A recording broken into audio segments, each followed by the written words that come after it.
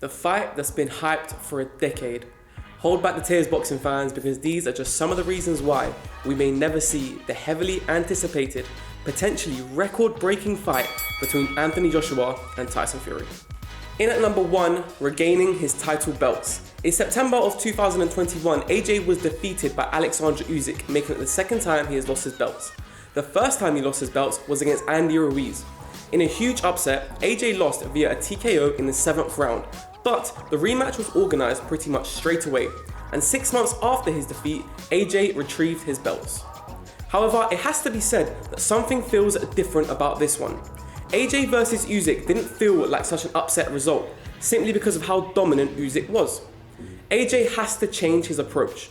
In the first fight, he attempted to outbox him, which played perfectly into the hands of Usyk, with his faster head movements and hand combinations. In the rematch, we will likely see a much grittier performance from AJ, one which will allow him to use his size and strength advantage. But even so, Usyk's classy performance in the first fight will have him as the favourite in many people's eyes, so there's just no guarantee that AJ gets his belts back.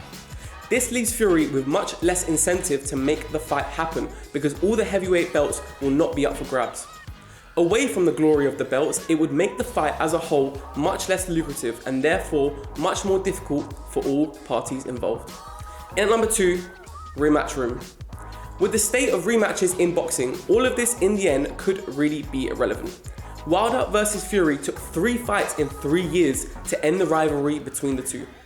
If the business between AJ and Usyk drags on for too long, then Fury may have it in him to lose all motivation again. As we've previously seen, when Tyson Fury was on top of the world as the heavyweight champion, he saw no more challenges worth gearing up for, and retired from the sport for 2.5 years. But now, at the age of 33, could he possibly leave the sport again, but this time retire for good? In at number 3, Fury said himself it wouldn't happen. Even going back to before AJ's loss, Fury had said himself that the fight just wouldn't happen, and that was with the belts, so never mind without them. In the lead up to Fury's trilogy fight with Wilder, Fury said, and I quote, "I always said that the Joshua fight wouldn't happen, even when it was supposed to be signed, and it wasn't." So clearly, Fury has always been doubtful about the likelihood of this fight. Much of that derives from the fact that Fury's team is constantly clashing with Eddie Hearn and co. In at number 4, a fight which would unite all the belts, Fury versus Usyk.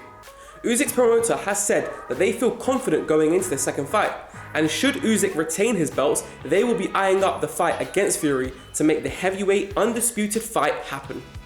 Frank Warren, who is Tyson Fury's promoter, has said he fancies the fight big time.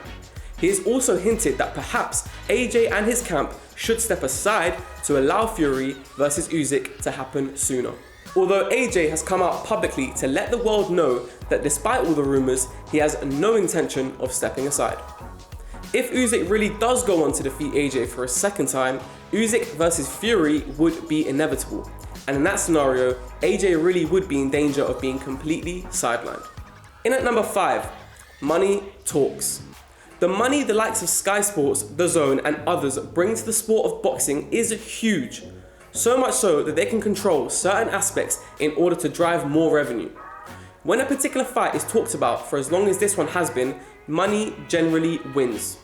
The longer we have to wait for Fury versus AJ, the more lucrative it will be for the business side of boxing. Mayweather versus Manny Pacquiao is the prime example of this, a fight which took the best part of 5 years to organise, but once it finally did fall into place, it broke all pay-per-view records. I know that most people, myself included, are not ready to give up hope that the biggest British heavyweight bout can still indeed take place. The fight may even only be put into place once both fighters are past their prime. But as long as AJ and Fury battle it out at 100% when they finally do meet, it'll be a fight that's worth the wait.